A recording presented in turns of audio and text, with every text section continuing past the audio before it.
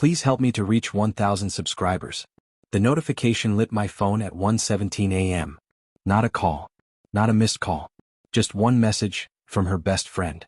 I was still wearing the jacket from earlier. The one that held onto the faint mix of her perfume and cheap wine. I hadn't taken it off.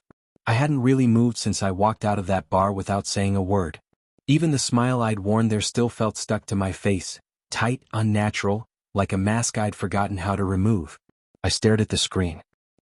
I don't know if I should be telling you this, but I think you deserve to know. My thumb hovered over the phone. My heartbeat didn't change. That scared me more than the message. Outside, the city carried on, cars, distant laughter, life continuing. Inside me, something heavy and quiet slid perfectly into place. Not anger. Not sadness. Alignment. I didn't reply. There was no urgency anymore. Whatever truth was coming hadn't just arrived. It had been waiting. I leaned back and closed my eyes.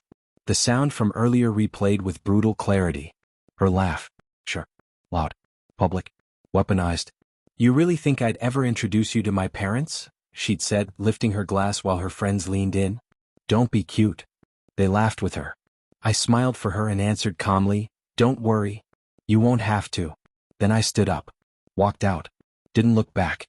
Hours later, her best friend's typing bubble appeared, disappeared, then appeared again. The first crack in a life I didn't realize I was trapped inside. She sent a screenshot. A group chat. Not mine. In it, my name wasn't written like a person. It was written like a joke. Like a placeholder. Like a phase. He's safe, my girlfriend had typed. He doesn't ask questions. That's when I felt something, not pain. Precision. Months rewound in my mind. The careful distance. Never in photos. Never meeting family.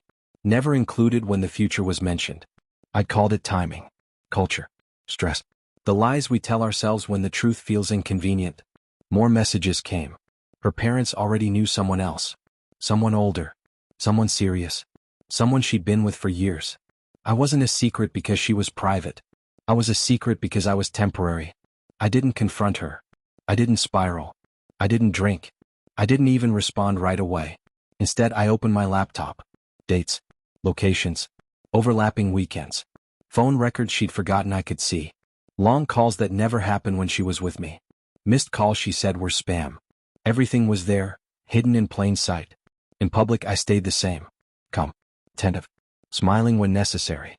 Inside, every detail clicked together like a solved equation. A few days later, I asked one question. Soft. Casual. Your parents still in town next month? She hesitated. Just a fraction. No, she said. Why? I nodded. I already knew the answer. I already knew who they'd be having dinner with instead. That night, her best friend sent one final message. A photo. Him. Her parents. Smiling. I didn't need anything else. When I saw my girlfriend again, I didn't accuse her. I didn't raise my voice. I placed my phone on the table and slid it toward her. Is there anything you want to explain? She went pale. Not angry. Not defensive. Exposed.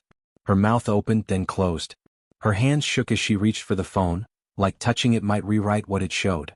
I was going to tell you, she whispered. I believed her. Someday. When it benefited her. I stood up slowly.